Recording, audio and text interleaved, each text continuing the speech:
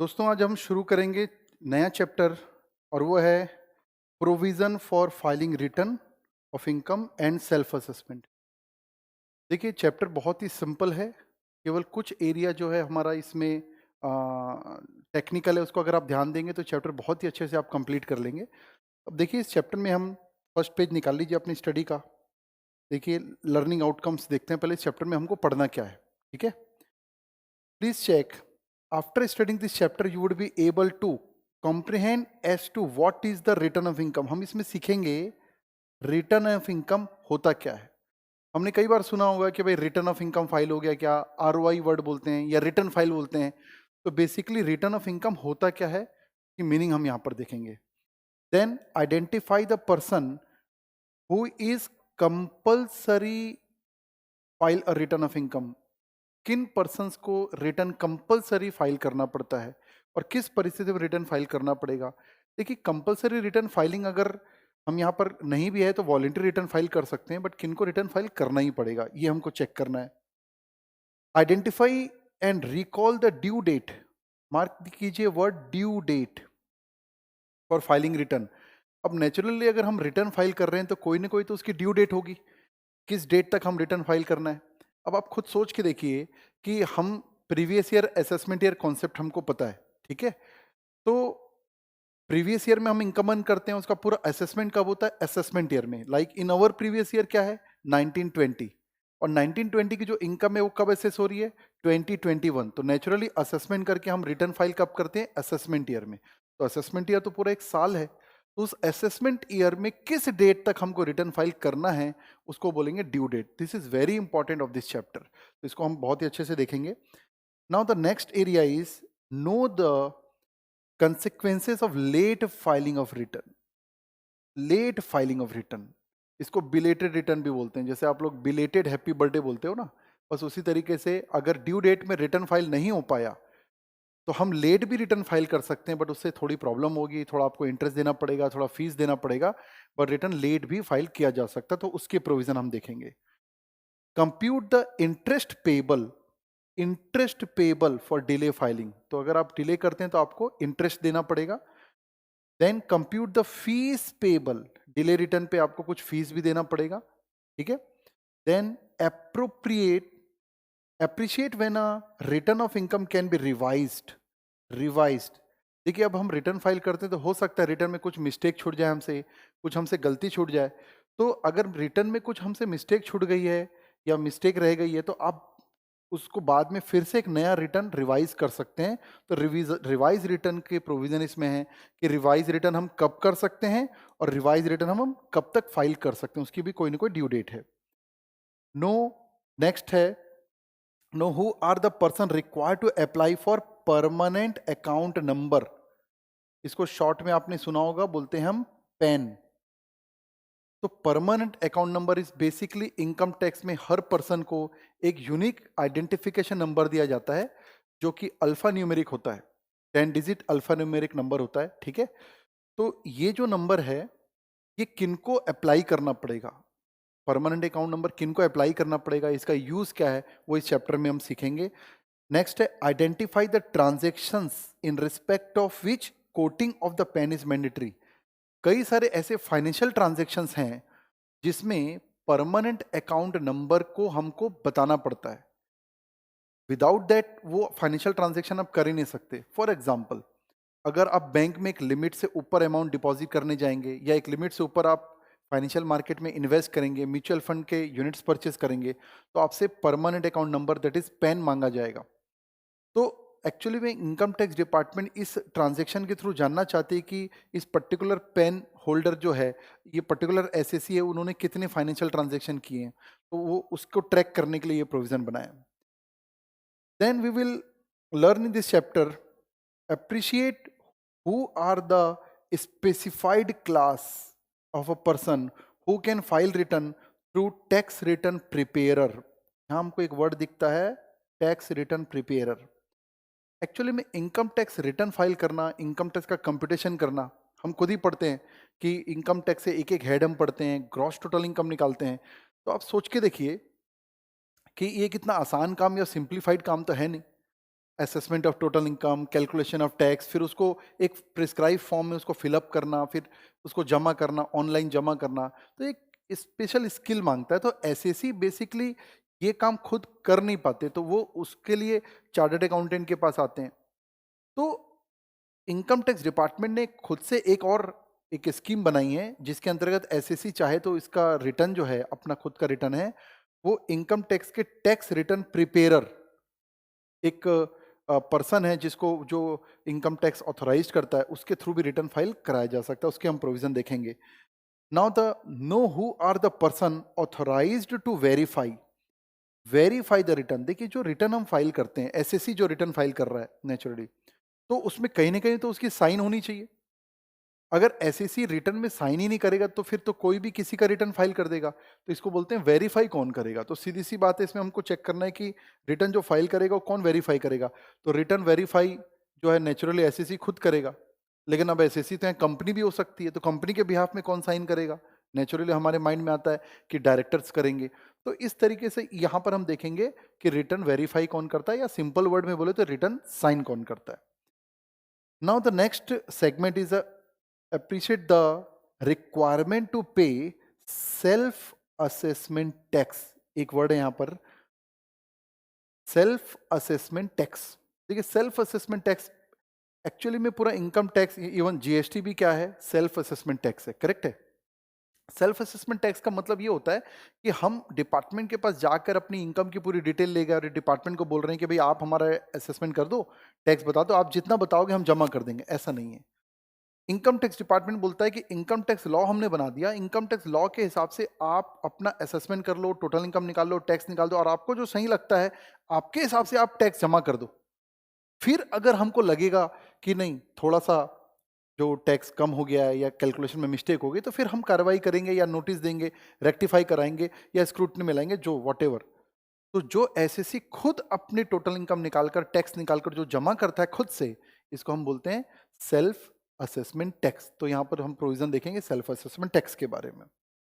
Now appreciate the order of adjustment. Order of adjustment का मतलब होता है कि अगर आपने टैक्स कम जमा कर दिया या अमाउंट कम जमा कर दी, तो वो टैक्स की अमाउंट को, या जो अमाउंट आपने जमा किया डिपार्टमेंट में, उस अमाउंट को सबसे पहले डिपार्टमेंट जो है किस अमाउंट पे एडजस्ट करेगा। तो उस अमाउंट को डिपार्टमेंट सबसे पहले जो आपने जमा किया है वो एडजस्ट करेगा against the self assess tax, fees and interest. उसका ऑर्डर बताएगा। तो सबसे पहले तो वो फीस में एडजस्ट करेंगे, फिर इंटरेस्ट में एडजस्ट करेंगे, और फिर लास्ट में ले जाकर टैक्स में एडजस्ट करते हैं। तो इतने पॉइंट हमको यहाँ पर देखने हैं। अब इसमें एक एक करके हम पहले थोड़ा सा सेक्शन स्टडी और एक ओवरऑल देखते हैं। चैप्टर बहुत ही कूल माइंड से पढ़िएगा। चैप्टर जो है रिटर्न फाइलिंग के बहुत ही बेसिक चीजें बताता है। केवल एक सेक्शन में कंपलसरी फाइलिंग रिटर्न में थोड़ा सा आपको ध्यान रखना है, बाकी एक दो बार पढ़ेंगे तो वैसे याद हो जाएगा। ठीक है, ध्यान से सुनिएगा। Now come to the next page, chapter overview. अगर मैं चैप्टर ओवरव्यू में आपको ले जाऊं तो आप देखिए यहाँ पर 3 सेगमेंट बने हुए हैं।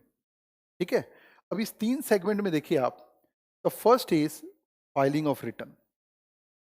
रिटर्न फाइलिंग में सबसे पहले देखिए सेक्शन लिखा है compulsory filing of return of income.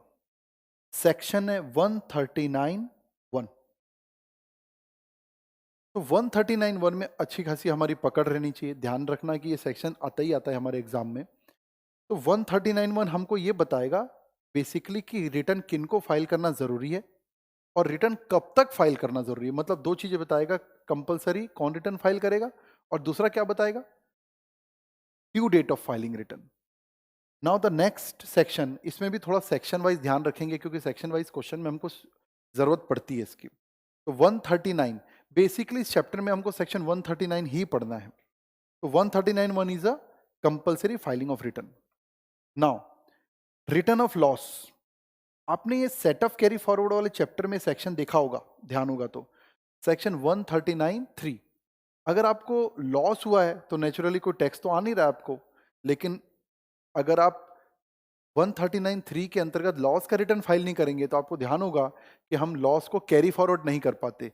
तो लॉस का रिटर्न फाइल करने के लिए इन्होंने सेक्शन बनाया 139(3). Now the next section is belated return, like belated happy birthday. तो अगर आप due date of return, due date मतलब कहां दिया है, ड्यू डेट दिया है सेक्शन 139(1) में। तो अगर ड्यू डेट तक रिटर्न फाइल नहीं कर पाते आप, तो आप बाद में भी थोड़ा लेट रिटर्न फाइल कर सकते हैं। We can say it's a belated return and it will be filed as per section 139(4). उसमें टाइम लिमिट दिया, लेट भी कितना कर सकते हो।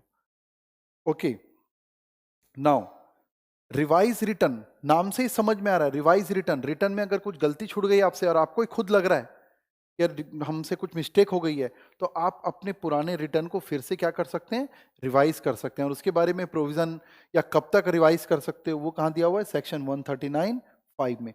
139(1) के बाद आपको जो 3 है, 4 है, 5 दिख रहा है, वो सब एक एक पैराग्राफ के सेक्शन है। उसके बाद देखिए डिफेक्टिव रिटर्न, नाम से समझ में आ रहा है। अब यहां पर देखिए रिवाइज रिटर्न और डिफेक्टिव रिटर्न में थोड़ा डिफरेंस दिखता है हमको हमको एक जैसा लगता है वैसे तो कई बार। देखिए जब एसएससी को खुद समझ में आ जाए ना कुछ मिस्टेक हो गई है, तो वो अपने रिटर्न को जब फिर से फाइल करता है, इसको बोलते हैं रिवाइज रिटर्न। और अगर डिपार्टमेंट को कोई गलती दिखती है और वो नोटिस देता है कि आपके रिटर्न में गड़बड़ थी, आप इसको ठीक कर लें, तो उसको बोलते हैं डिफेक्टिव रिटर्न। तो हम उस डिफेक्ट को दूर कर सकते हैं as per the provision given in section 139(9). तो एक बार रिवाइज कर लें कितने सेक्शन पे हमारी बात हुई। 139(1) compulsory filing return, 139(3) return of loss, 139(4) belated return, 139(5) revise return and 139(9) is your defective return. Okay, now the next segment is interest and fees for default in furnishing return of income. तो अगर आपने return file करने में अगर थोड़ा late कर दिया है या रिटर्न फाइल ही नहीं किया है, तो नेचुरली आपको कुछ ना कुछ एक्स्ट्रा पेमेंट करना पड़ेगा। उसके लिए यहां पर दो प्रोविजन है। एक है section 234A। In section 234A it is for interest for default in furnishing return of income. अगर आप रिटर्न ऑफ इनकम, या अब हम शॉर्ट में इसको आरओआई भी बोल सकते हैं, आरओआई मतलब रिटर्न ऑन इनकम। वो आरओआई आपका वो फाइनेंस वाला आरओआई नहीं है, यहाँ पर आरओआई मतलब रिटर्न ऑन इन्वेस्टमेंट नहीं है, यहाँ रिटर्न ऑफ इनकम है। ठीक है, तो आरओआई अगर आपने प्रॉपरली सेक्शन के अंतर्गत ड्यू डेट में फाइल नहीं किया है, लेट कर दिया है या फाइल ही नहीं किया है, तो आपको सेक्शन 234A में दिए गए प्रोविजन के आधार पर क्या पेमेंट करना पड़ेगा, इंटरेस्ट। और साथ ही आपसे एक फीस भी डिमांड की जाएगी जो कि सेक्शन 234F में दी हुई है, which is called fees for default in furnishing return of income. अब देखिए रिटर्न फाइल करने में डिफॉल्ट का मतलब क्या है, ड्यू डेट से लेट फाइल करना या फिर रिटर्न फाइल ही नहीं करना, it may called as a default. तो डिले रिटर्न फाइल करने वालों के लिए दो प्रॉब्लम है। One, he has to pay interest under section 234A and has to pay fees under section 234F। इसके डिटेल प्रोविजन हम देखेंगे। Now the third segment of this chapter is the other provision which is permanent account number. The permanent account number provision is given in section 139A. Permanent account number commonly known as a PAN. तो PAN basically SSC को identify करने के लिए बनाया गया है। अब सोच के देखिए कि अगर एक ही नाम के कई सारे एसएससी हो जाएंगे तो इनकम टैक्स डिपार्टमेंट भी कंफ्यूज हो जाएगा। इसलिए जैसे हम जीएसटी में जीएसटी आईएन देखते हैं, उनका नंबर देखते हैं, उसी तरीके से हमारे पास यहाँ पर परमानेंट अकाउंट नंबर एक, ताकि हर एसएससी को डिस्टिंग्विश किया जा सके पूरे इंडिया लेवल पे। तो उसके प्रोविजन है कि परमानेंट अकाउंट नंबर या पैन किसको लेना कंपलसरी है, या फिर पैन कहाँ कहाँ पर आपको लिखना पड़ेगा। सीधी सी बात है, डिपार्टमेंट के साथ, डिपार्टमेंट मतलब इनकम टैक्स ऑफिस के साथ जो भी आप डील करेंगे, रिटर्न फाइल करेंगे, टैक्स जमा करेंगे, चालान जमा करेंगे, कॉरस्पॉन्डेंस करेंगे, तो आपको अपने नाम के साथ अपना पैन भी कोट करना पड़ेगा, लिखना पड़ेगा। क्योंकि वो नहीं लिखेंगे तो डिपार्टमेंट नहीं समझ पाएगा कि किस अकाउंट में है। तो 139A में देखेंगे, ज्यादा प्रोविजन नहीं है इसमें। Now the coating of Aadhaar number. अब क्योंकि आधार का भी जमाना है, तो अब इनकम टैक्स ने एक और सेक्शन बना दिया 139AA, जिसके अंतर्गत आप आधार भी लिंक कर सकते हो। और अब तो ऐसा प्रोविजन आ गया कि आप परमानेंट अकाउंट नंबर अगर आधार लिंक है तो आप डायरेक्ट आधार नंबर के थ्रू भी रिटर्न फाइल कर सकते हो। वो हम देखेंगे section 139AA। Now the submission of return through tax return prepare जो हम पढ़े थे, उसके लिए सेक्शन इन्होंने बनाया 139B। An assessee can file their return through tax return preparer and person authorised to verify return of income तो जो ऑथराइज करते हैं, जो पर्सन, मतलब कौन रिटर्न को साइन करेगा, बेसिकली ऑथराइज कर रहे रिटर्न। अगर मैं एसएससी और मैं अगर अपना रिटर्न फाइल कर रहा हूँ तो नेचुरली मैं ऑथराइज करूंगा, मैं साइन करूंगा, वेरीफाई करूंगा। तो इसके प्रोविजन दिए हैं सेक्शन 140 में, बहुत ही सिंप्लीफाइड प्रोविजन है। एंड सेल्फ असेसमेंट की जो प्रोविजन है, सेल्फ असेसमेंट टैक्स कैसे निकाला जाता है, जो हमको वैसे भी आता है, तो उसके प्रोविजन दिया है सेक्शन 140A में। तो टोटल अगर हम सेक्शन की जर्नी बोलें तो this is the journey of the section. एक बार और थोड़ा सा वेरीफाई कीजिए क्या क्या आपने पढ़े 2 मिनट में, फिर हम चेक करते हैं, ठीक है।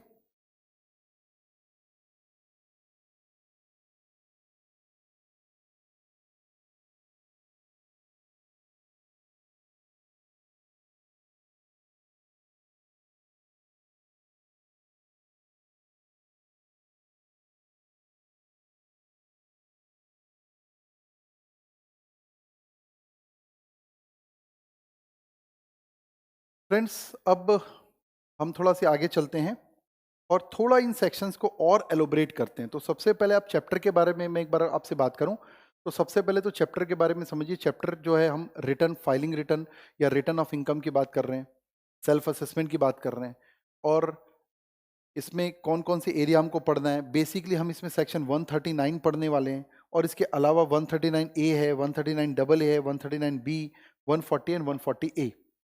अब थोड़ा सा अगर हम आगे चलें तो we should go for the page number 10.12। इसे हम काफी बहुत ही बेहतरीन, इसमें एक समरी दी हुई है, उस पर हम जा सकते हैं। ये देखिए, अब सबसे पहले नेचुरली हमको पढ़ना है सेक्शन 139(1).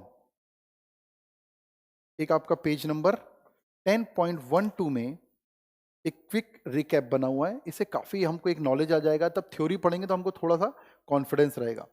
देखिए, तो there is a section 139(1). 139(1), okay.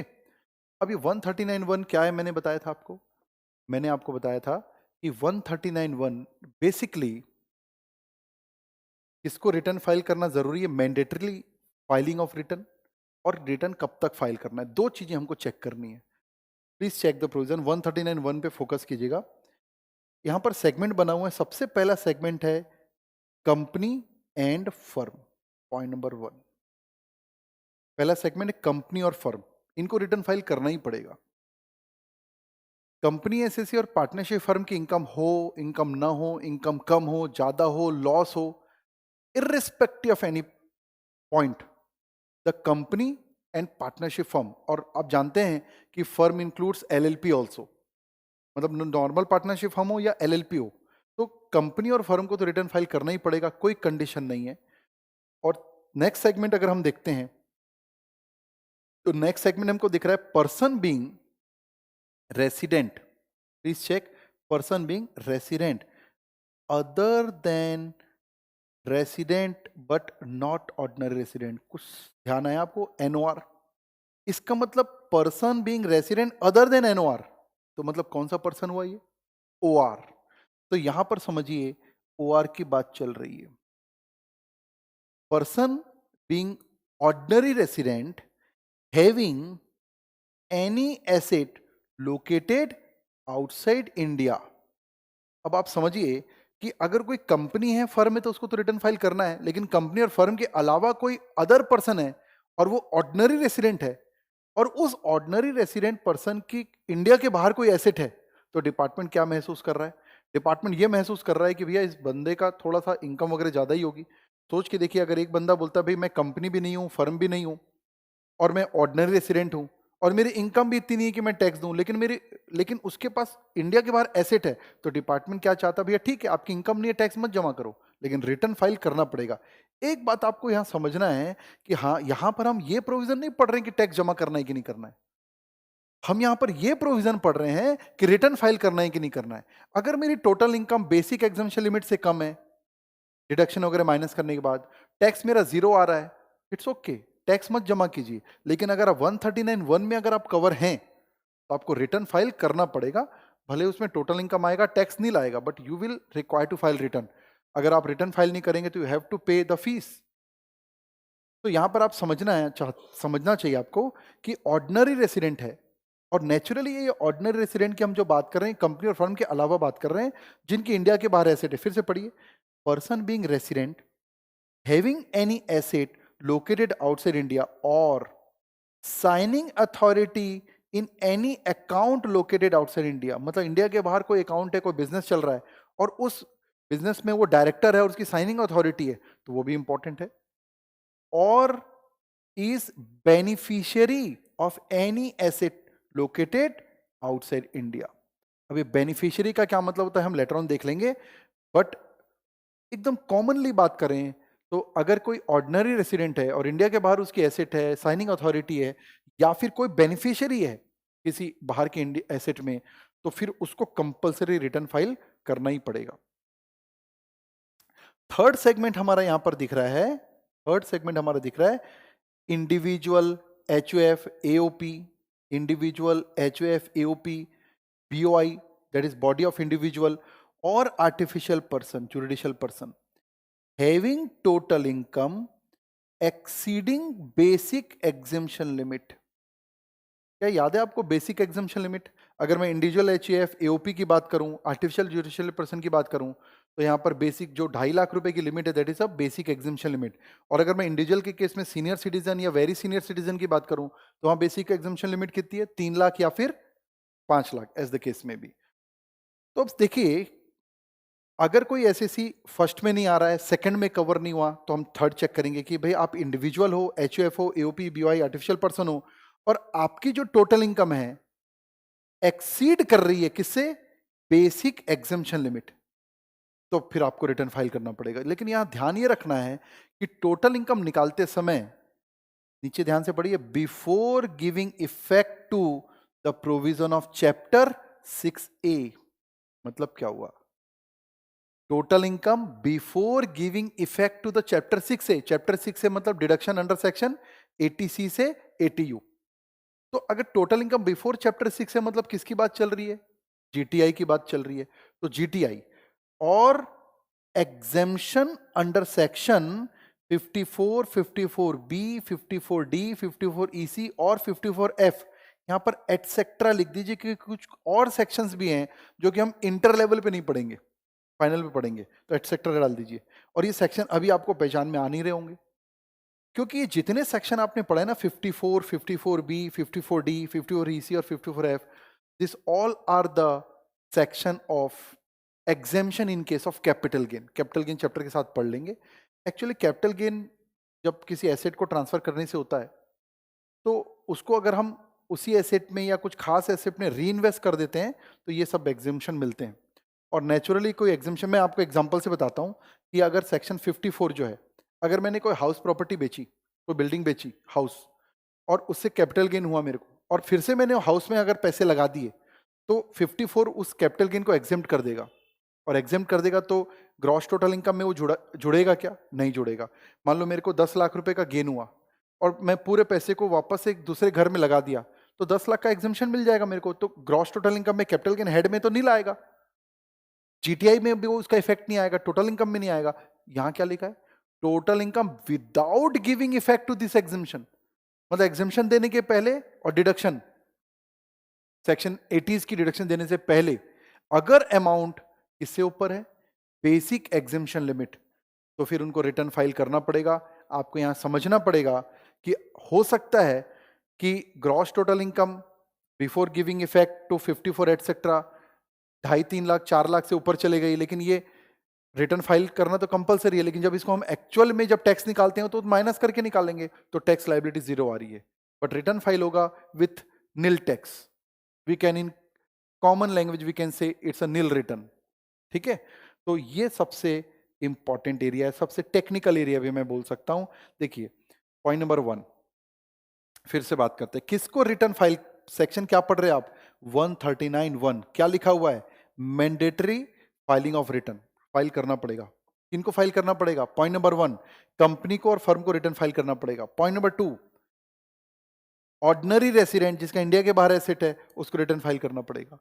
Point number 3, individual HUF AOP etcetera, अगर इनकी total income without giving effect to chapter 6A and also without giving effect to the exemption of capital gain. अगर वो basic limit से ऊपर है तो उनको return file करना पड़ेगा. And the new segment fourth. अब देखिए जो फाइनेंस एक्ट 2019 है उसमें ये वाला पॉइंट भी नया आया है. जो आप ये कैपिटल गेन के एग्जाम्पशन पढ़ रहे हो ये भी नया ऐड हुआ है और ये पॉइंट नंबर 4 पूरा ही पूरा नया ऐड हुआ है. तो हमारे इस एग्जाम के लिए 100% इंपॉर्टेंट है और आना ही चाहिए इस एरिया को. अब चौथा एरिया क्या दिया देखिए. चौथा एरिया बहुत इंटरेस्टिंग है. जब कब रिटर्न फाइल करना पड़ेगा. अब सोच के देखिए अगर पॉइंट नंबर 1 में आप कवर हो तो आगे देखने की जरूरत नहीं ना. रिटर्न फाइल करो, काम खत्म करो. पॉइंट नंबर 1 में हो, 2 में हो, 3 में हो तो रिटर्न फाइल करना है. लेकिन नेचुरली मैं फोर्थ एरिया में या थर्ड एरिया में, मैं सेकंड में कब चेक करूंगा, जब फर्स्ट में नहीं आऊंगा, थर्ड में आऊंगा. अगर मैं रिटर्न फाइल की रिक्वायरमेंट नहीं भी आ रही है तो फोर्थ एरिया देखिए, person who during the previous year मतलब हमारा प्रीवियस ईयर है 1920. During the previous year has deposited more than 1 crore in one or more current account. जैसे बैंक में सेविंग अकाउंट होता है, करंट अकाउंट. बिजनेस के लिए जनरली लोग करंट अकाउंट ओपन करते हैं. तो साल भर में प्रीवियस ईयर में अगर 1 करोड़ से ज्यादा का करंट अकाउंट में डिपॉजिट किए हैं. अच्छा, आप एक से ज्यादा करंट अकाउंट ओपन करके रखें तो सब करंट अकाउंट का जोड़कर देखेंगे. 1 और मोर करंट अकाउंट विथ बैंक और कोऑपरेटिव बैंक, नॉर्मल बैंक हो या फिर कोऑपरेटिव बैंक हो. तो अगर कोई भी व्यक्ति बोलता है भाई मैं तो कंपनी नहीं हूं, फर्म नहीं हूं, मेरे को रिटर्न फाइल नहीं करना है, नहीं मैं सेकंड कैटेगरी में कोई ऐसा ओआर हूं जिसके बाहर, इंडिया के बाहर एसेट है और मेरी जो इनकम है वो बेसिक एग्जाम्पशन लिमिट के ऊपर जा भी नहीं रही है विदाउट गिविंग फैक्ट, तो मैं तो रिटर्न फाइल नहीं करूंगा. लेकिन डिपार्टमेंट देखता है कि यार तो करेंट अकाउंट में 1-1 करोड़ से ऊपर का डिपॉजिट है इसका मतलब ये बोल जरूर रहा है कि इसकी इनकम बेसिक एग्जाम्पशन लिमिट से कम है, लेकिन डिपार्टमेंट को शक है कि इनकम इसकी इतनी कम नहीं है. तो इन्होंने कुछ फाइनेंशियल क्राइटेरिया पहली बार इस साल से लॉन्च कर दिया और ये क्राइटेरिया फिर से चेक कीजिए. अगर किसी भी एसएससी के करंट अकाउंट में पूरे करंट अकाउंट मिलाकर और पूरे साल भर का डिपॉजिट मिलाकर 1 करोड़ से ऊपर है तो उसको रिटर्न फाइल करना ही पड़ेगा. और क्या क्राइटेरिया दिया देखिए इसमें. और इन्होंने क्राइटेरिया दिया, he has incurred expenses of more than 2 lakh, 2 lakh से ज्यादा खर्च किया है प्रीवियस ईयर में. किस चीज के लिए खर्च किया है? For himself or any of other person for travel to a foreign country. मतलब फॉरेन घूम रहा है खुद या उसके खर्चे पर कोई और साल भर में फॉरेन ट्रिप में 2 लाख से ऊपर अगर वो खर्च किया है तो फिर उसको कंपल्सरी रिटर्न फाइल करना पड़ेगा. नाउ फिर और पॉइंट इसमें फाइनेंशियल क्राइटेरिया दिया है, has incurred expenses of more than 1 lakh towards the electricity consumption. साल भर में अगर वो इलेक्ट्रिसिटी बिल का पेमेंट करता है, उसके नाम से जो भी इलेक्ट्रिसिटी मीटर है, घर में उसके इलेक्ट्रिसिटी मीटर है या बिजनेस में जो भी उसके नाम से इलेक्ट्रिसिटी का मीटर है, तो इलेक्ट्रिसिटी का पेमेंट साल भर में कितना कर रहा है? 1 लाख से ज्यादा. ये डिपार्टमेंट ने कुछ फाइनेंशियल क्राइटेरिया ऐसे निकाले हैं जिससे उसको ऐसा लगता है कि भाई इसका इनकम अच्छी खासी होगी. तो 1 लाख से ज्यादा इलेक्ट्रिसिटी बिल साल भर में अगर आप पेमेंट करेंगे, in that case return file करना पड़ेगा. एंड एक और पॉइंट लिख दिया डिपार्टमेंट ने, फुलफिल्स अदर प्रिस्क्राइब्ड कंडीशन. अब आगे जाकर सीबीडीटी को लगेगा तो रूल के थ्रू और भी कुछ फाइनेंशियल क्राइटेरिया प्रिस्क्राइब कर सकते हैं. फॉर एग्जाम्पल अभी तो नहीं है, फॉर एग्जाम्पल अगर आपके पास कार है तो आपको रिटर्न फाइल करना पड़ेगा, अगर आपके पास ये है तो आपको रिटर्न फाइल करना पड़ेगा, अगर आपके पास बहुत बड़ा घर है तो आपको रिटर्न फाइल करना पड़ेगा. मे बी लाइक दैट, ऐसा प्रोविजन वो कभी भी ला सकते हैं. अभी ऐसा कोई प्रोविजन नहीं है, ठीक है. हालांकि काफी साल पहले कई ऐसे प्रोविजन भी थे कि आपके पास कार है तो रिटर्न फाइल करना पड़ेगा, तो बाद में सब हटा दिए गए. तो एक बार प्लीज चेक कीजिए आपने क्या पढ़ा. इस चैप्टर का सबसे टेक्निकल पॉइंट यही है जिसमें आपको एकदम कॉन्फिडेंस रहना चाहिए. देयर आर 4 लॉबी जिनको रिटर्न फाइल करना पड़ेगा. और अगर आप पॉइंट नंबर 1, 2, 3, 4 किसी में नहीं आते हो तो फिर आपको रिटर्न फाइल करना कंपलसरी नहीं है. कोई दिक्कत नहीं है, आप रिटर्न फाइल मत कीजिए. लेकिन फिर भी अगर आप रिटर्न फाइल वॉलेंट्री करना चाहते हो तो डिपार्टमेंट बुरा नहीं मानेगा, डिपार्टमेंट परमिट करता है. You can file return voluntary also.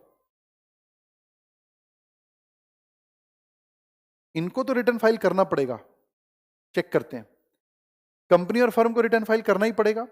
Second, अगर कोई ऑर्डिनरी रेसिडेंट इंडिया के बाहर प्रॉपर्टी है, रिटर्न फाइल करना पड़ेगा। या फिर कोई individual HUF, AOP, artificial person वगैरह हैं और जिनका total income without giving effect to chapter 6A and without giving effect to the exemption of capital gain, basic exemption limit से ज्यादा है, तो उसको रिटर्न फाइल करना पड़ेगा।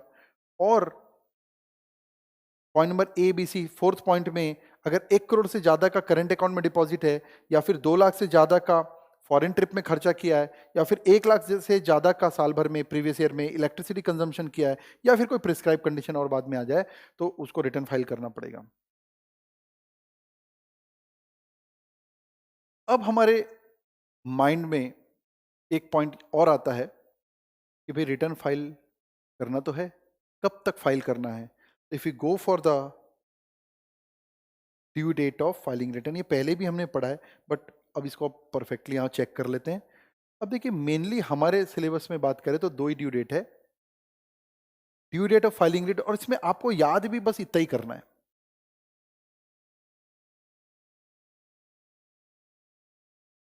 देखिए,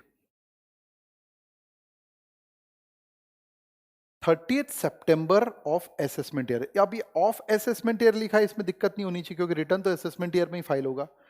तो 30 सितंबर तक ये 3 लोग हैं जिनको असेसमेंट ईयर में 30 सितंबर, अब असेसमेंट ईयर का 30 सितंबर मतलब डेट क्या आएगी? प्रीवियस ईयर हमारा है 1920, तो असेसमेंट ईयर है हमारा 2021, तो लास्ट डेट क्या हो गई? 30/9/2020, it will be the last date. और लास्ट डेट के बाद रिटर्न फाइल करेंगे तो it will be called belated return. तो किन लोगों को 30 सितंबर तक का टाइम दिया गया है?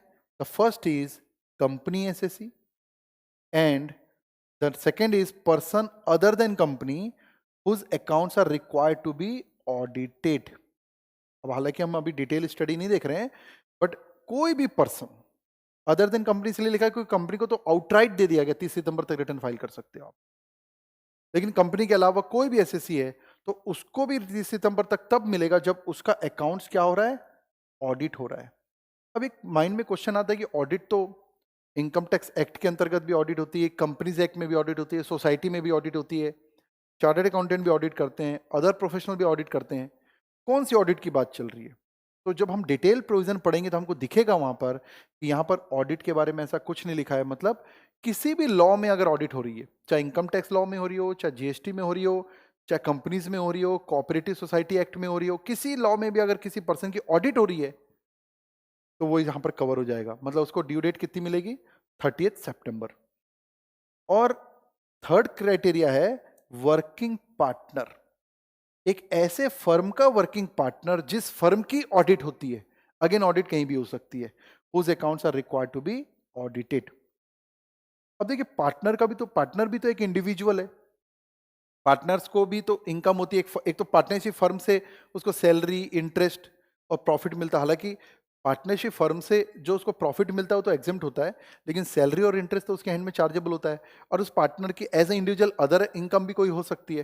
तो ऐसा कोई पार्टनर, वो इंडिविजुअल हो गया, लेकिन उसको भी 30 सितंबर तक का समय मिल जाएगा अगर वो ऐसे पार्टनरशिप फर्म का पार्टनर है जिस फर्म की खुद की ऑडिट होती है। और फर्म के तो अगर फर्म की ऑडिट हो रही तो उसको तो 30 सितंबर वैसे भी मिलेगा। ये 3 चीजें बस आपको चेक करनी है, क्योंकि इनके अलावा सबके लिए टाइम मिला हुआ है 31 जुलाई in case of any other assessee. मतलब 3 एसएससी को टाइम थोड़ा सा ज्यादा मिला है, बाकी एसएससी को 31 जुलाई तक रिटर्न फाइल करना है, और उसके बाद फिर बाकी 3 एसएससी को जुलाई के बाद अगस्त, सितंबर, 2 महीना एक्स्ट्रा टाइम मिला, ऐसा मान सकते हैं अपन। तो this will be the due date of filing return. अभी हमने जो 2 सेगमेंट देखा है ये सबसे इंपॉर्टेंट सेगमेंट है, और ये एरिया आपके एग्जाम में 101% आएगा, इसमें कोई कंफ्यूजन नहीं होना चाहिए। क्वेश्चन के प्रैक्टिस में और एक बार रिकॉल कर लेंगे अपन, ठीक है। Now the next area is a loss return under section 139(3). अब ये 139(3) वैसे तो हम सेट ऑफ कैरी फॉरवर्ड में जान चुके हैं, फिर भी एक बार देख लेते हैं। हम जानते हैं कि अगर आपको लॉस हुआ है, अब देखिए ऊपर वाला पढ़ने के बाद हमको समझ में आ रहा है कि अगर हम कंपनी नहीं है या फिर ओआर नहीं है जिसकी बाहर एसेट है, या फिर हम कोई डिपॉजिट भी नहीं कर रहे हैं, तो हम बोल सकते हैं कि भाई हमको रिटर्न फाइल नहीं करना है क्योंकि हमको तो लॉस हुआ इस साल। अब अगर बिजनेस में मेरे को लॉस हुआ है, सोच के देखना इस पॉइंट को थोड़ा सा technically. In case of an individual, जो क्राइटेरिया 1 2 3 4 कहीं नहीं आ रहा है, और 3 में क्यों नहीं आ रहा है? क्योंकि उसको लॉस हुआ है, और 3 में बोलता है अगर आपका इनकम बेसिक एग्जम्पशन लिमिट से ऊपर है तो भैया इनकम छोड़ी, मेरे को तो लॉस है। तो कायदे से सेक्शन 139(1) के अंतर्गत तो उस इंडिविजुअल को रिटर्न फाइल करना जरूरी तो है नहीं, क्योंकि उसको तो लॉस हुआ है। तो सेक्शन 139(1) लॉस वाले बंदे को रिटर्न फाइल करने बोलता नहीं है, कंपलसरी ठीक है मत कीजिए। लेकिन एक प्रॉब्लम उसको होती है, उसको लॉस कैरी फॉरवर्ड करने नहीं मिलता, मतलब इनडायरेक्टली हम बोल सकते हैं रिटर्न फाइल करना ही चाहिए उसको। और रिटर्न फाइल करने के लिए सेक्शन कौन सा है? 139(3). The loss return to be filed on और बिफोर ड्यू डेट। और ड्यू डेट कहां दी हुई है? 139(1) में दी हुई है, ऑन और बिफोर ड्यू डेट। तो उनको ड्यू डेट के पहले ही रिटर्न फाइल करना है, लॉस का भी अंडर सेक्शन 139। ड्यू डेट कहां दी है? 139(1) for carry forward of losses. अगर आपको याद होगा तो हाउस प्रॉपर्टी हेड का लॉस और अनएब्जॉर्ब डेप्रिसिएशन एटसेट्रा, इनको कैरी फॉरवर्ड करने के लिए रिटर्न फाइल करना जरूरी नहीं है। तो कौन कौन से लॉस को कैरी फॉरवर्ड करने के लिए जरूरी है? Business loss under section 72(1), loss from speculation business under section 73(2), loss from specified business under section 73(a)(2). अब ये स्पेसिफाइड बिजनेस जो सेक्शन 35(a)(d) में है, लेकिन उसके लॉस को कैरी फॉरवर्ड करने का सेक्शन कौन सा है? 73(a). Loss under capital gain under section 74, and loss from an activity of owing and resource under section 74(a). ये जो 72 से लेकर 74 के सेक्शन है, अगर याद नहीं आ रहे हैं तो आप इसको set of carry forward chapter से भी रिवाइज कर सकते हैं। तो फाइनली 139(3) का लॉस का रिटर्न हम फाइल जो कर रहे हैं, वो रिटर्न फाइल कर रहे हैं क्यों? क्योंकि हम इस लॉस को कैरी फॉरवर्ड करना चाहते हैं। करेंट ईयर में inter source adjustment, inter head adjustment में कोई प्रॉब्लम नहीं है, लेकिन अगर आप कैरी फॉरवर्ड करना चाहते हैं तो 139(1)(3) में आपको लॉस का रिटर्न, और वो भी कब तक? Due date of return under section, due date कहां दी हुई है? 139(1) में दी हुई है, वहां तक रिटर्न फाइल करना पड़ेगा आपको। Now section 139(4), it's a belated return 139(4). अब यहां पर हमको कुछ नहीं पढ़ना है कि भाई रिटर्न ड्यू डेट तो हमारा 31 जुलाई है या फिर 30 सितंबर है असेसमेंट ईयर का। अब वो डेट अगर हम चूक गए, वो डेट से अगर निकल गई, तो एक भी दिन लेट हो गए तो उसको बिलेटेड रिटर्न बोलेंगे। बट कब तक फाइल कर सकते हैं बिलेटेड रिटर्न? तो उसके लिए दिया है, if return not filed with in the time specified under section 139(1), the SSC can file belated return under section 139(4) at any time before। कब तक फाइल कर सकते हैं? Before at the end of relevant assessment year और completion of assessment. अब ये assessment का completion मतलब डिपार्टमेंट ने, आप जो रिटर्न फाइल करते हैं तो डिपार्टमेंट उसकी जांच करता है। तो एक तो आप खुद असेसमेंट करके रिटर्न फाइल किए, उसको हम बोलते हैं सेल्फ असेसमेंट, और डिपार्टमेंट जांच करके उसको फाइनलाइज करता है, उसको हम बोल सकते हैं डिपार्टमेंटल असेसमेंट। अब देखिए यहां पर क्या दिया है कि अगर आप रिटर्न लेट हो गया है तो रिलेवेंट असेसमेंट ईयर, तो हमारे लिए असेसमेंट ईयर है 2021 और इसका एंड हो जाएगा 31 मार्च 2021। तो हम अपने रिटर्न को 31 मार्च 2021 तक या फिर डिपार्टमेंट के असेसमेंट की डेट तक, जो दोनों में पहले आ जाए, विच एवर इज अर्लियर, हम रिटर्न लेट भी फाइल कर सकते हैं। क्योंकि देखिए डिपार्टमेंट ने अगर असेसमेंट कर दिया तो फिर वो आपके रिटर्न को फाइनलाइज कर दिया, फिर आपके रिटर्न आपकी इनकम को फाइनलाइज कर दिया, तो फिर अब आपके रिटर्न फाइल करने का कोई लॉजिक नहीं है। अब आपके माइंड में एक क्वेश्चन आता होगा कि जब हमने रिटर्न फाइल किया ही नहीं तो डिपार्टमेंट असेसमेंट कैसे कर सकता है? डिपार्टमेंट के पास पावर है, डिपार्टमेंट के पास best judgement assessment under section 144 जो आप सीए फाइनल में पढ़ोगे का पावर है। अगर आप डिपार्टमेंट पे रिटर्न फाइल नहीं कर रहे हैं, सपोर्ट नहीं कर रहे हैं, नोटिस का जवाब नहीं दे रहे हैं, तो डिपार्टमेंट अपने अवेलेबल इंफॉर्मेशन से आपका डायरेक्ट असेसमेंट करके टोटल इनकम एज्यूम करके टैक्स निकालकर सीधा नोटिस भेज सकता है। फाइनली तो हम कहां पर आ गए, 139.4। तो 139.4 इज अ बिलेटेड रिटर्न। अगर आपने 139.1 की ड्यू डेट तक रिटर्न फाइल नहीं किया है तो आप ठीक है लेट रिटर्न फाइल कर दीजिए। लेकिन लेट कब तक कर सकते हैं, दो date whichever is earlier, the last day of relevant assessment year, that is in our case 31 March 2021, and departmental assessment date, whichever is earlier. Now the next segment is section 139.5, revised return under section 139.5। जैसा कि मैंने आपको बताया था कि जो revise return है, हम जब रिटर्न फाइल करते हैं, हम एसएससी और हमने रिटर्न फाइल किया और हमको ही हमारे रिटर्न में कुछ मिस्टेक पता लग गई बाद में, तो हम उसको रिटर्न को रिवाइज कर सकते हैं और उसका जो टाइम है ये उतना ही टाइम है जितना 139.4 में आपने पढ़ा। चेक कर लीजिए, रिटर्न फाइल्ड अंडर सेक्शन 139.1 और फाइल्ड अंडर सेक्शन 139.4, मतलब जो ड्यू डेट में रिटर्न फाइल किया या बिलेटेड रिटर्न फाइल किया, can be revise under section 139.5 if any omission or any wrong statement is discovered। कौन डिस्कवर किया, बाई एसएससी। डिपार्टमेंट ने डिस्कवर नहीं किया, एसएससी ने खुद ही डिस्कवर कर लिया, खुद ही पता लगा गलती हो गई। क्योंकि डिपार्टमेंट ने अगर डिस्कवर किया तो डिपार्टमेंट उसको डिफेक्टिव रिटर्न मान सकता है, नोटिस दे सकता है। डिपार्टमेंट ने कुछ गड़बड़ देखी और उसको लगा कि ये तो कंसीलमेंट ऑफ इनकम, इनकम छुपाया इसने, तो आपको नोटिस दे सकता है, असेसमेंट कर सकता है, पेनल्टी लगा सकता है, वो एक अलग एस्पेक्ट है। आपको खुद लगता है, अब यहां दो वर्ड को ध्यान देना, एक है ओमिशन और एक है रॉन्ग स्टेटमेंट। अगर यह प्रूफ हो जाए कि एसएससी ने रिटर्न जानबूझकर गड़बड़ फाइल किया है, जानबूझकर कोई इनकम को छुपाया, वो गलती नहीं है, ओमिशन नहीं है, रॉन्ग स्टेटमेंट कोई गलती से नहीं हुआ है, तो फिर उस केस में 139.5 में रिवाइज रिटर्न फाइल नहीं किया जा सकता। हालांकि ये प्रूफ करना डिपार्टमेंट के लिए थोड़ा मुश्किल है कि एसएससी ने उसको गलती हो गई है कि जानबूझ के ऐसा किया, बट फिर भी अदरवाइज अगर ये सिचुएशन आ जाती है तो फिर रिवाइज नहीं हो सकता। The important term in 139.5 is omission और any wrong statement discover by assessee. कब तक कर सकते हैं, before the end of relevant assessment year same और completion of assessment whichever is earlier.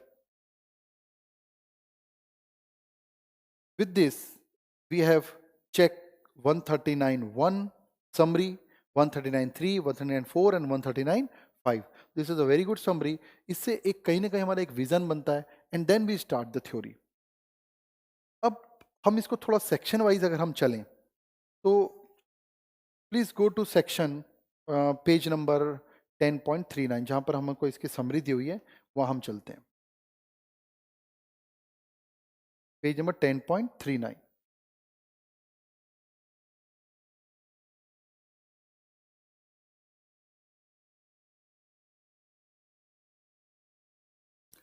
तो अब इसमें बहुत ज़्यादा प्रॉब्लम नहीं है, सेक्शन वाइज थोड़ा एक बार देख लेते हैं फिर हम चलेंगे आगे। तो समरी जो दी हुई है आपके सेक्शन 139.1,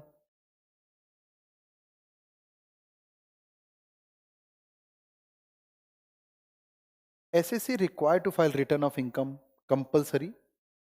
सेम प्रोविजन फिर से पढ़ रहे हैं, बस थोड़ा वर्डिंग अब चेक कर रहे हैं अपन। Companies and firm whether having profit और लॉस और नील इनकम, क्लियर कट लिखा है, कंपनी और फर्म को रिटर्न फाइल करना पड़ेगा, चाहे प्रॉफिट हो, लॉस हो, नील इनकम हो, कोई फर्क नहीं पड़ता।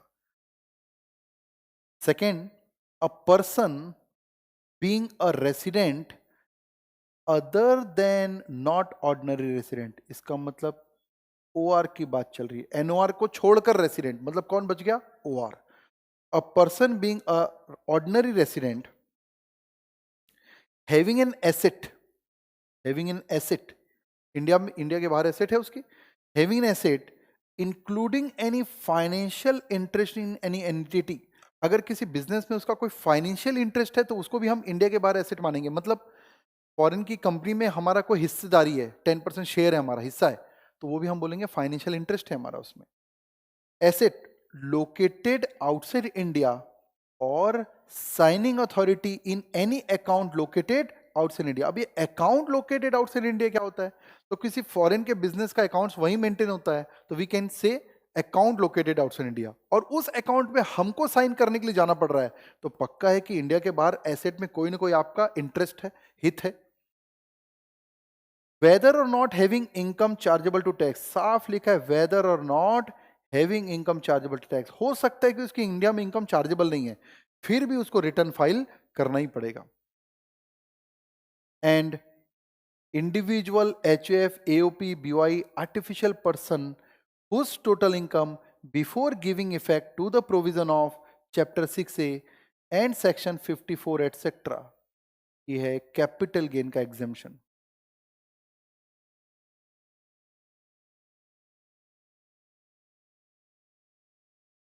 कैपिटल गेन में इन्वेस्टमेंट बेस्ड एग्जेम्पशन मिल जाती है।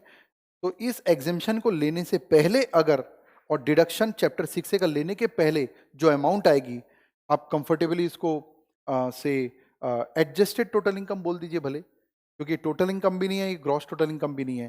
टोटल इनकम में चैप्टर 6 के पहले मतलब जीटीआई में पहुंच गए, और उसमें भी जो एग्जेम्पशन लेने के बाद जो फिगर है उसमें कुल मिलाकर अगर मैं बहुत सीधी बात करूं तो आपको क्या करने बोल रहा है ये, total income plus chapter 6A की डिडक्शन।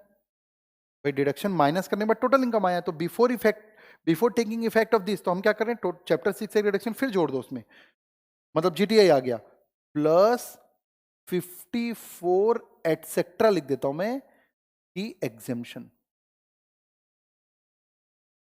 ये अमाउंट कैलकुलेट करना चाह रहे हैं, इसको हम वर्किंग में अलग से देख लेंगे, और इसका बिल्कुल न्यूमेरिकल क्वेश्चन आ सकता है, एमसीक्यूज में यूज हो सकता है, 2 नंबर के एमसीक्यूज में इसको काफी अच्छे से सेट किया जा सकता है।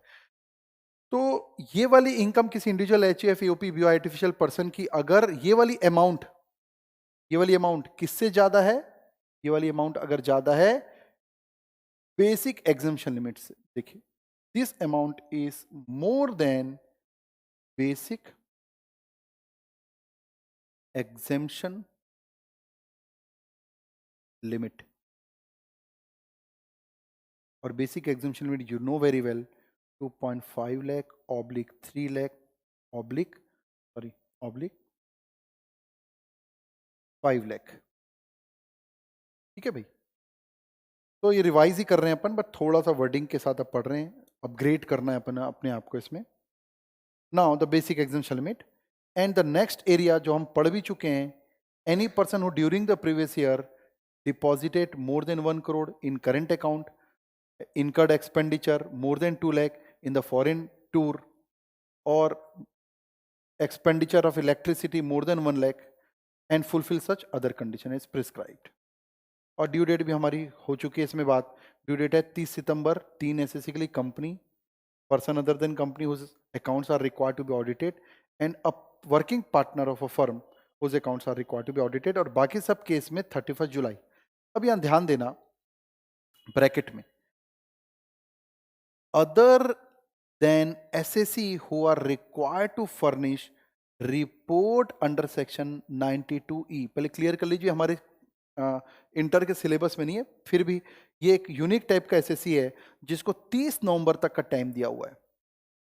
कुछ एसएससी ऐसे रहते हैं जिनका इंटरनेशनल ट्रांजैक्शन होता है, इंडिया में कोई कंपनी है जिसका इंटरनेशनल ट्रांजैक्शन होता है, तो फॉरेन करेंसी के जो लेन देन होता है उसमें ट्रांसफर प्राइसिंग डिसाइड करनी पड़ती है, और उनको सेक्शन 92E के अंतर्गत एक रिपोर्ट देनी पड़ती है। तो ऐसे खास टाइप के जो एसएससी हैं उनको थोड़ा एक्स्ट्रा टाइम मिला है, जिसको ट्रांसफर प्राइसिंग वगैरह की रिपोर्ट देनी पड़ती है। इस पे कुछ हमको अभी बात करेंगे नहीं अपन इंटर लेवल पे, बट 30 नवंबर तक का टाइम दिया हुआ, इसलिए यहां पर अदर देन कर दिया है। फिर से पढ़ सकते हैं इसको आप, other than assessee who is required to furnish report under section 92E। अभी काय की रिपोर्ट है, चाहे तो लिख लेना, क्योंकि अब अगर आएगा बार बार स्टडी में दिया है, तो report in respect of international transaction, international transaction.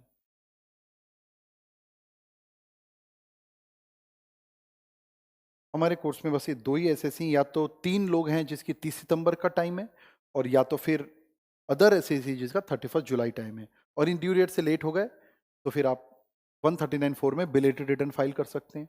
Belated return कब तक फाइल कर सकते हैं, to date whichever is earlier, that is end of the relevant assessment year और departmental assessment whichever is earlier, उसके पहले पहले आप रिलेटेड रिटर्न फाइल कर सकते हैं।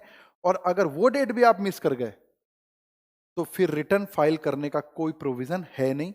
फिर अब जो करना है डिपार्टमेंट करेगा, आपको कुछ नहीं करना है।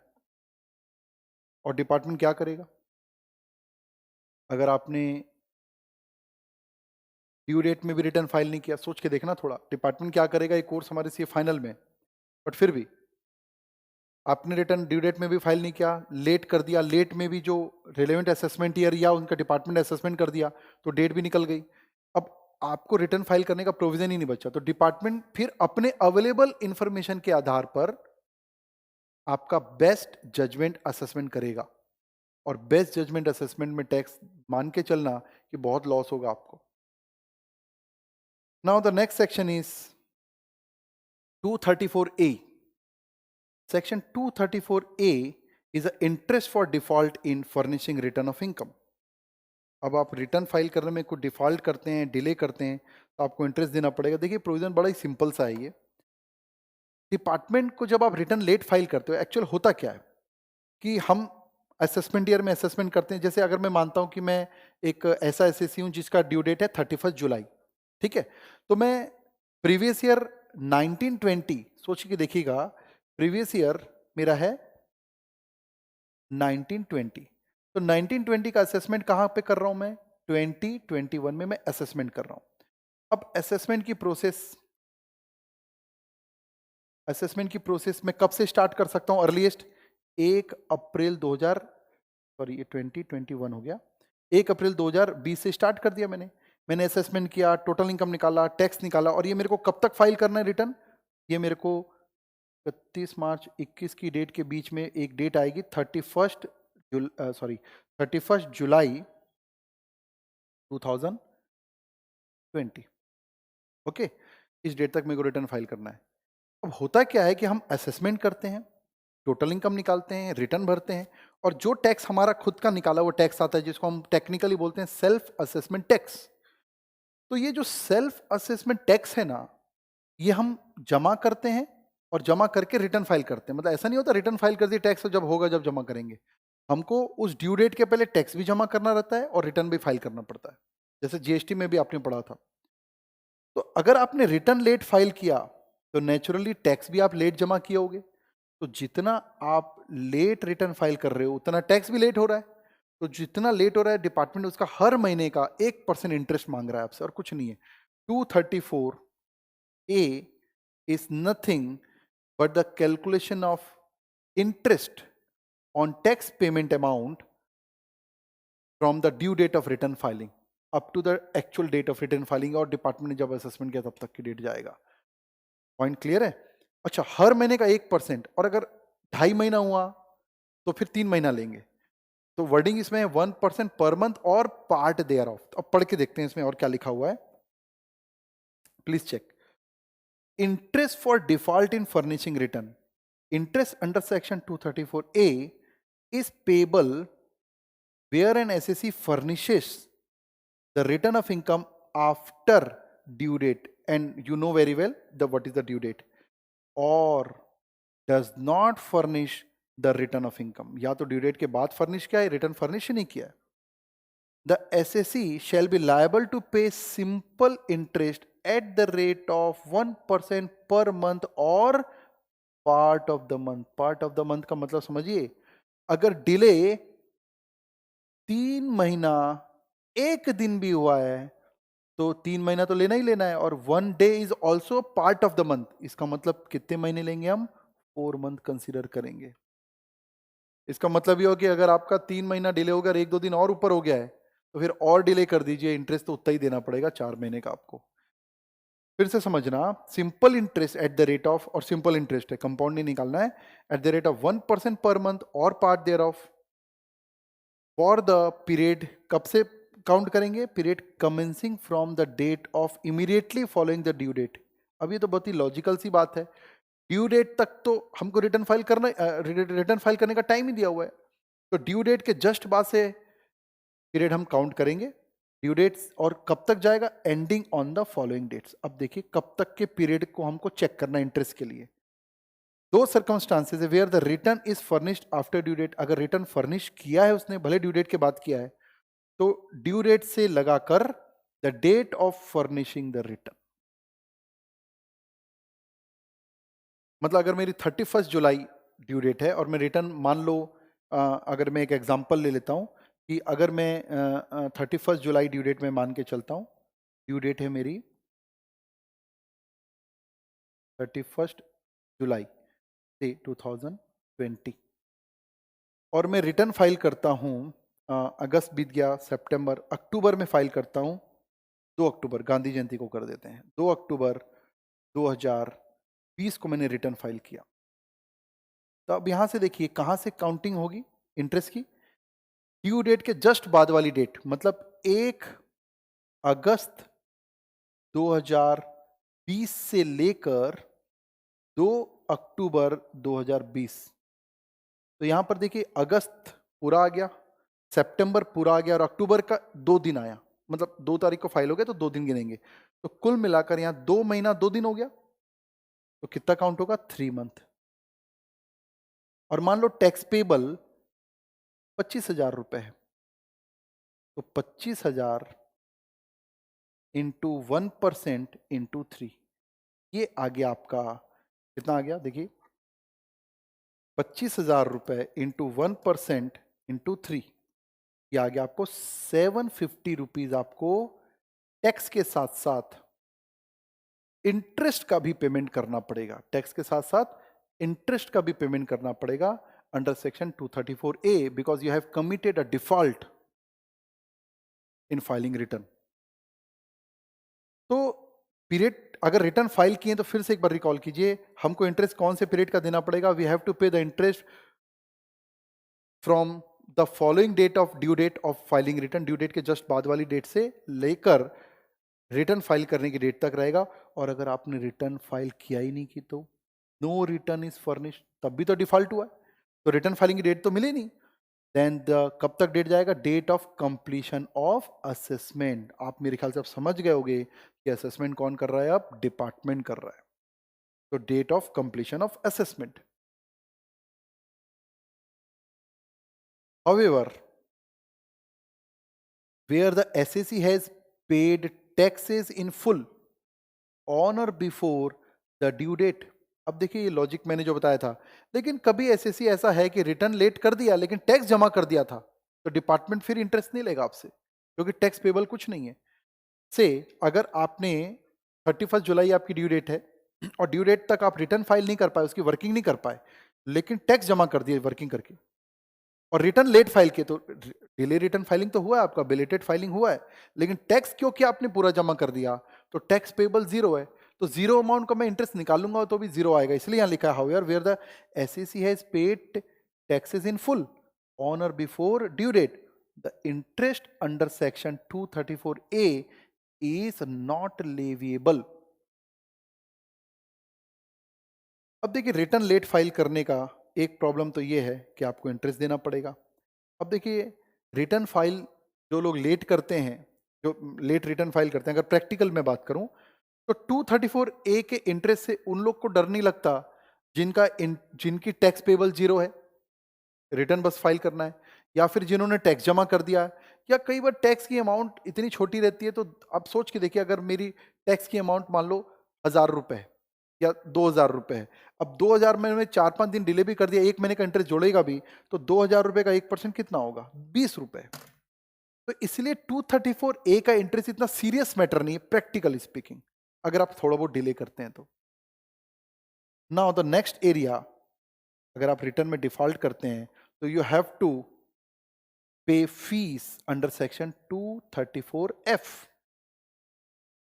Fees for default in furnishing return. अब फीस कितनी देना है हमको देखिए जरा, this is other than interest ना, इंटरेस्ट आएगा 234A में, इंटरेस्ट आएगा और ये फीस अलग से कैलकुलेट होगी। Where a person who is required to furnish a return of income under section 139, a person who is required to return under section 139, जिसको रिटर्न फाइल करना कंपलसरी था 139 में, हमने पढ़ा 139(1) में, fails to do so, file नहीं कर पाया within a prescribe time limit under section 139(1), he shall pay by way of fees a sum of, यहाँ पेनल्टी की जगह वर्ड यूज किया है fees, by way of fees a sum of rupees 5,000 if the return is furnished on or before 31st December of assessment year। मतलब आप ऐसा सोचिए, अगर 31st जुलाई रिटर्न फाइलिंग की डेट है तो 31st जुलाई के बाद रिटर्न फाइल आप कर रहे हैं तो बिलेटेड तो हो गए, लेकिन फिर भी अगर आप 31st दिसंबर तक भी रिटर्न फाइल कर दोगे तो हम केवल आपसे कितनी फीस लेंगे, 5,000, और इंटरेस्ट जो लेंगे वो 234A का वो एक अलग है। एंड अगर इससे भी लेट हो गए तो फिर आपकी फीस 5,000 नहीं लगेगी, आपकी फीस लगेगी 10,000 in any other case. Other case मतलब 31 दिसंबर के बाद अगर आपने रिटर्न फाइल किया, और ये तो आपको समझ में आता ही होगा कि 31 मार्च के बाद, 31 मार्च 2021 के बाद तो रिटर्न फाइल कर ही नहीं सकते अपन, तो इसके बाद हुआ तो 10,000। लेकिन 5 लाख तक वाले एसएससी को एक एक्स्ट्रा बेनिफिट दिया गया। 5 लाख तक वाले एसएससी याद कीजिए आप, जैसे कि रिबेट में हम पढ़ते हैं, रिबेट जिनको मिलती है अप टू, जिसकी टोटल इनकम 5 लाख तक है, तो उन एसएससी के लिए एक रिलैक्सेशन दिया गया है कि उनको 1,000 से ज्यादा फीस देने की जरूरत नहीं पड़ी। However, if the total income of person does not exceed 5 lakh, if the total income of a person does not exceed 5 lakh, the fees payable shall not exceed 1,000। मतलब 5,000 10,000 के क्राइटेरिया में आप आ भी गए तो आपको 1,000 से ज्यादा फीस मांगी नहीं जाएगी। There is a some relaxation to the person who has income not more than 5 lakh, total income not more than 5 lakh। This is the complete provision of section 234F। Now 139(3) ये बताने की जरूरत नहीं है, it's a return of loss, और ये जो return of loss an assessee can carry forward और सेट ऑफ हिज लॉस। देखिए रिटर्न कैन बी, रिवाइज कर लेते हैं एक बार, carry forward and set off his और इट्स क्यों लिखा है भाई? अगर कोई कंपनी है तो हिज थोड़ी ना आएगा, कंपनी है फर्म है तो इट्स लिखा हुआ है। Losses provided he or it has file his return under section 139(3) but due date 139(1)। यहाँ ध्यान रखना, रिटर्न ऑफ लॉस फाइल किया आप लेकिन ड्यू डेट फॉलो नहीं किए, बिलेटेड फाइल कर दिए, तो जिनको लॉस हुआ है उनका रिटर्न टाइम लिमिट में फाइल करना बहुत इंपॉर्टेंट है, क्योंकि अगर आपने डिले फाइल कर दिया तो फिर रिटर्न आप लॉस कैरी फॉरवर्ड नहीं कर पाएंगे। ऐसे रिटर्न को लेट फाइल कर सकते हैं लेकिन 139(3) आपके लॉस को फिर कैरी फॉरवर्ड करने नहीं देगा, और इसका एक्सेप्शन नेचुरली हम जानते हैं, loss from house property and unabsorbed depreciation etcetera, और भी 2 अनएब्जॉर्ब लॉसेस थे वहां पर। 139(4) नेचुरली बिलेटेड रिटर्न, डेट देख चुके हैं अपन इसमें। 139(5) revise return, and now we are in 139A permanent account number. Permanent account number,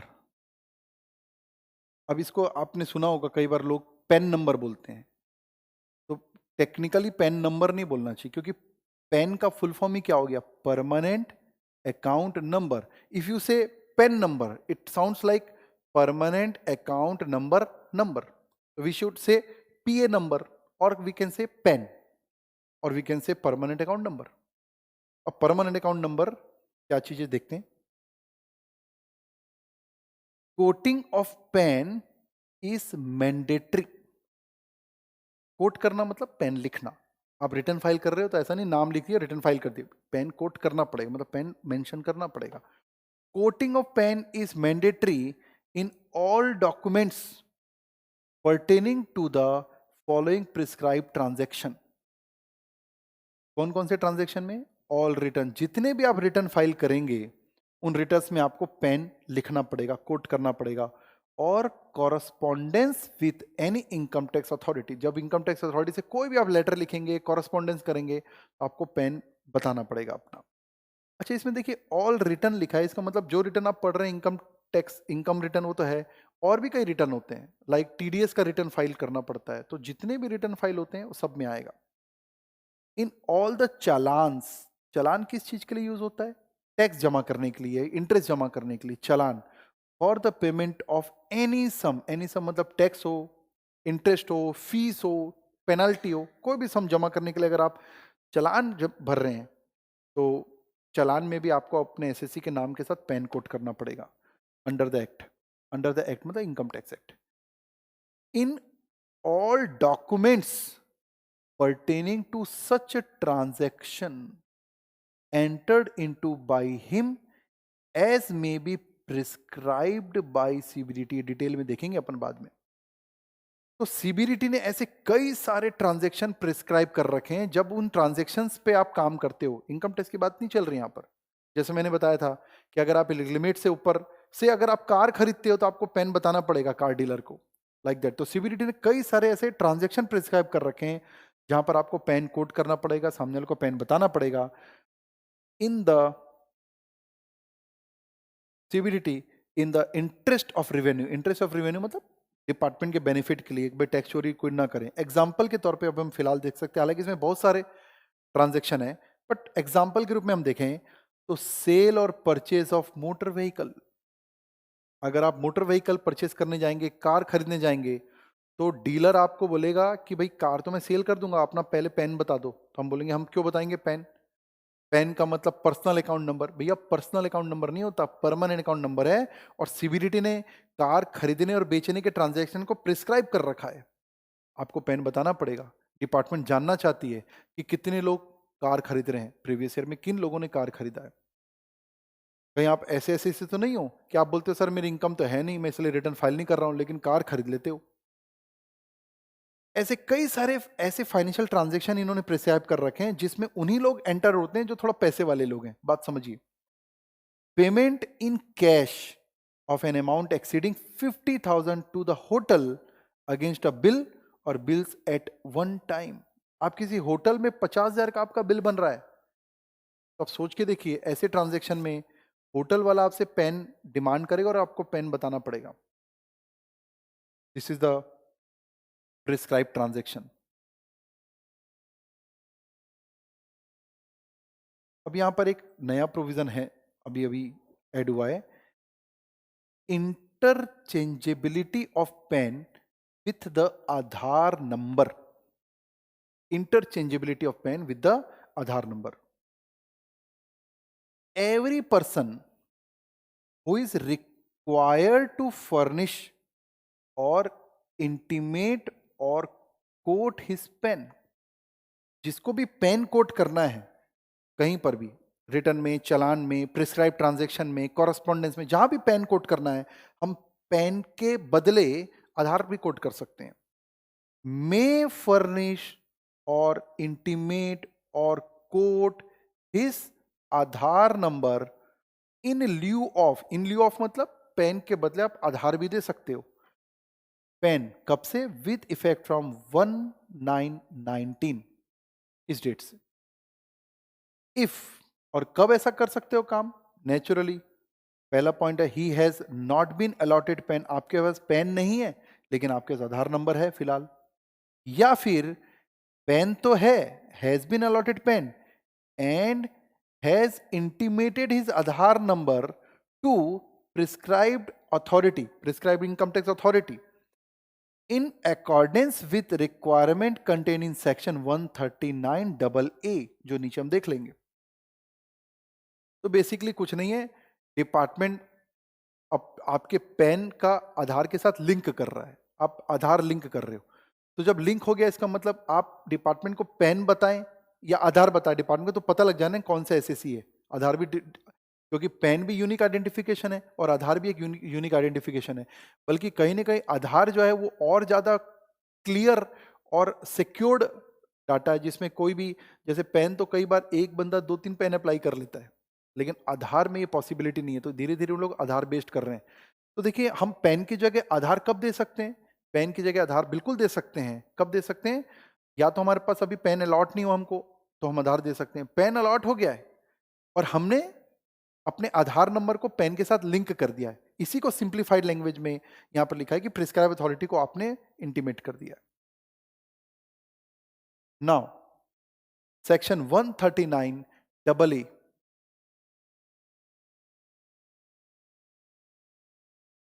थोड़ा सा थ्योरेटिकल प्रोविजन है, आराम से सुनिएगा। 139 double A, quoting of Aadhaar number. 139 double A, quoting of Aadhaar number to be quoted by every person on or after 1717 in application for allotment of PAN and in return of income. If a person does not have Aadhaar number, the enrollment ID, देखिए इसमें थोड़ा सा फर्क कीजिएगा आप। ये 1/9/2019 से आप पैन के बदले आधार नंबर दे सकते हो, लेकिन आधार नंबर लिंक करने की प्रोसेस ये 1 जुलाई 2017 से ही चालू कर दिया डिपार्टमेंट ने कि अपना आधार लिंक करो हमारे पैन के साथ। तो इन, फिर से पढ़िए एक बार 139 डबल ए को, to be quoted by every person on after 1717 in application for allotment of PAN. तो जब भी आप पेन का एप्लीकेशन देंगे, भाई पेन भी तो अप्लाई करना पड़ता है, तो जब पेन को अप्लाई करेंगे तो पेन को अप्लाई करते समय अपने नाम के साथ अपना आधार नंबर भी आपसे मांग रहा है। कब से? 1 जुलाई 2017 से। And in return of income. अब अगर आपने पेन अप्लाई करते समय आधार दे दिया, इसका मतलब आपका आधार पेन से क्या हो गया? लिंक हो गया। और लिंक हो गया इसका मतलब है कि आप कभी भी पेन की जगह आधार भी यूज कर सकते हो। If the person does not have Aadhaar number, तो जब आधार नंबर नहीं रहता तो आधार नंबर के लिए हम कोई ना कोई प्रोसेस करते हैं। तो जब आधार नंबर के लिए हम, आधार कार्ड के लिए जब हम अप्लाई करते हैं तो हमको एक आईडी नंबर मिलता है, एनरोलमेंट आईडी। तो आप उस एनरोलमेंट आईडी को बता दीजिए ऑफ आधार एप्लीकेशन फॉर्म, क्योंकि आधार एप्लीकेशन फॉर्म जब हम फाइल करते हैं तो उसको नंबर आने में भी टाइम लगता है। तो आपके पास एक आईडी आ जाता है, वो आईडी को आप कोट कर दीजिए। issued to him at the time of enrollment shall be quoted। तो 1 जुलाई 2017 से डिपार्टमेंट चाह रहा है कि आप 139 डबल ए के अंतर्गत कि आप पेन, जब भी पेन के लिए अप्लाई करें तो अपना आधार नंबर दे दीजिए, या रिटर्न फाइल करें तो अपना आधार नंबर भी दे दीजिए। और अगर आपके पास आधार नंबर नहीं है तो आधार नंबर के एप्लीकेशन जब आपने फाइल किया था तो जो आपके पास एनरोलमेंट आईडी आया था वो आप बता दीजिए। Now the last line, the Aadhaar number to be intimated to prescribed authority on or before a date notified by central government. Aadhaar number to be intimated to prescribed authority on or before the date notified by central government.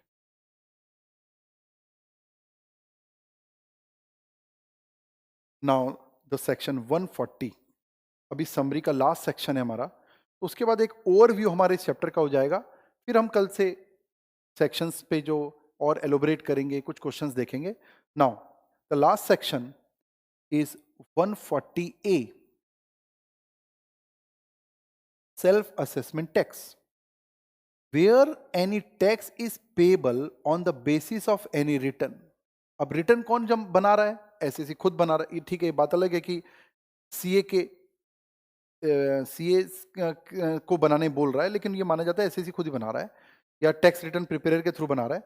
तो return SSC खुद बना रहा है, तो जो return बनाया है उसके हिसाब से टोटल इनकम टैक्स निकाला, तो वो क्या हो गया? Self assessment tax. तो tax payable on the basis of return, not tax payable according to the department notice. Return required to be furnish under section 139 after taking into account, फिर से पढ़िए, where any tax is payable on the basis of any return required to be furnished under section 139 after taking into account the amount of tax already paid। तो अगर कोई tax हमने already paid कर लिया है तो उसको माइनस कर लेंगे। कौन सा टैक्स हम ऑलरेडी पेड कर सकते हैं? Advance tax. तो अगर आपका टोटल इनकम पे मान लो 50,000 रुपए टैक्स आया और एडवांस टैक्स ऑलरेडी 30,000 आप पे कर लिए थे, तो नेचुरली उसको माइनस करने के बाद 20,000 आएगा, वही तो पेमेंट करना है हमको अब रिटर्न फाइलिंग के समय। तो ऑलरेडी हमने जो पे कर दिया, या फिर लोगों ने हमारा टैक्स काट लिया, जिसको हम क्या बोलते हैं? टैक्स डिडक्टेड और कलेक्टेड एट सोर्स। तो इन केस से यहां पर आएगा एडवांस टैक्स, और यहां पर आ गया, शॉर्ट में लिख देते हैं टीडीएस टीसीएस। और ये टीडीएस टीसीएस भी हमारा चैप्टर कोर्स में है ना। Okay, I hope recorded lectures पे कोई सो नहीं रहा होगा, मैं देख रहा हूँ यहाँ से। तो ध्यान रखिए, बातचीत नहीं करना है, ध्यान से सुनना है, क्योंकि मैं इस पे छुट्टी के बाद आकर आपसे क्वेश्चन आंसर सेशन करूंगा और आप टेस्ट में ये चैप्टर इनकॉर्पोरेट रहेगा। जो 30 दिसंबर का आपका टेस्ट होने वाला है उसमें ये चैप्टर इनकॉर्पोरेट रहेगा, तो ध्यान से पढ़ना है आपको। और एक चीज और ध्यान रखना कि कोई भी अगर क्वेरी आ रही है तो उस क्वेरी को आप नोट करते चलिए, आपस में डिस्कशन करना इट्स ओके, आप करिए, लेकिन क्वेरी को नोट कीजिए। तो उसके बाद लेटर ऑन हम पूरी क्वेरी को एक साथ, क्योंकि नोट नहीं करेंगे तो आप भूल जाएंगे, तो आप क्वेरी अगर आ रही है तो नोट कीजिए, फिर लेटर ऑन हम उसको जब फिजिकली मैं क्लास लूंगा, फेस टू फेस क्लास में आपसे चर्चा कर लूंगा इसके बारे में। तो देखिए जरा इसमें, हाँ, tax payable according to return after adjustment of advance tax minus करने के बाद TDS TCS and any relief of tax claimed under section 89। ये क्या है? सेक्शन 89 कई सारे टैक्स रिलीफ की बात करता है, इसमें से एक रिलीफ हम सैलरी हेड में पढ़ेंगे, तो वो हम देख लेंगे बाद में। तो टैक्स में अगर 89 में कोई रिलीफ मिला है वो माइनस करना है, और tax credit claim to be set off in accordance with the provision of section 115JD। अभी एकदम नया सेक्शन है, इसमें फिलहाल ब्रैकेट में लिख लीजिए आप AMT क्रेडिट। AMT का मतलब अल्टरनेट मिनिमम टैक्स। कुछ खास केस में डिपार्टमेंट जो टैक्स आ रहा है उसके अलावा अगर अल्टरनेट मिनिमम टैक्स, एक बेसिक टैक्स होता है उतना टैक्स वो लेते ही लेते हैं, तो अगर ऐसा कोई टैक्स दिए तो उसकी बाद में क्रेडिट मिलती है। तो अल्टरनेट मिनिमम टैक्स अगर कोई है तो वो हमको यहाँ पर माइनस करना है। और से मेरे ख्याल से अल्टरनेट मिनिमम टैक्स जो शायद मैंने देखा नहीं, कोई स्टूडेंट ने मेरे को बताया था कि अल्टरनेट मिनिमम टैक्स शायद कोर्स में शामिल होगा। अगर हो गया होगा, कोई नोटिफिकेशन दिखेगा तो मैं आपको अलग से क्लास ले लूँगा, छोटा सा एरिया है। तो इन सबको एडजस्टमेंट करने के बाद जो टैक्स पेबल रहेगा उसको हम क्या बोलेंगे? उसको हम बोलेंगे सेल्फ असेसमेंट टैक्स।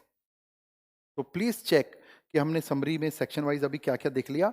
हमने एक बार अगर हम फिर से बात कर लें तो समरी में हमने देख लिया section 139(1) compulsory filing return and due date, and section 234A interest on delay filing of return और not filing return 1% per month और part thereof. 234F is a fees on default in return, fees is 5,000 और 10,000। दिसंबर तक अगर आपने return file कर दिया late करके तो 5,000, उससे लेट किया तो 10,000, और अगर 5 लाख तक वाला कोई एसएससी तो 1,000 से ऊपर पेनल्टी नहीं लगेगी, मतलब फीस नहीं पेमेंट होगा। 139(3) is a return of loss. Without this return आप कई सारे लॉस को कैरी फॉरवर्ड नहीं कर सकते। 139(4) इज अ बिलेटेड रिटर्न, जो कि असेसमेंट ईयर के एंड और departmental assessment which is earlier उस तक फाइल किया जा सकता है। रिवाइज रिटर्न फाइल कर सकते हैं सेम डेट तक। 139 is a provision regarding PAN, और पेन जो है आपको डिपार्टमेंट के साथ जितने भी आप करस्पॉन्डेंस करते हैं, रिटर्न फाइल करते हैं, चालान जमा करते हैं, और सीबीडीटी ने कई प्रिस्क्राइब ट्रांजैक्शन दे रखे हैं, लाइक एग्जांपल के रूप में मोटर व्हीकल वगैरह खरीदते हैं तो आपको होटल में 50,000 से ऊपर का बिल बन जाता है एक बार में, तो आपको पेन बताना पड़ेगा। एंड पेन की जगह आप आधार नंबर भी अब यूज कर सकते हैं अगर आपके पास पेन नहीं है, और अगर पेन है और आपने आधार को लिंक करा लिया है। और 139AA ने आधार के बारे में प्रोविजन दिया है। 1 जुलाई 2017 से वो आधार लिंक करने की बात करते हैं आपसे, और 140A सेल्फ असेसमेंट की बात करता है। तो with this there is the overview of this chapter, और कल से हम इस चैप्टर पे एक एक करके प्रोविजन पढ़ना शुरू करेंगे और क्वेश्चन पे बात करेंगे। Thank you.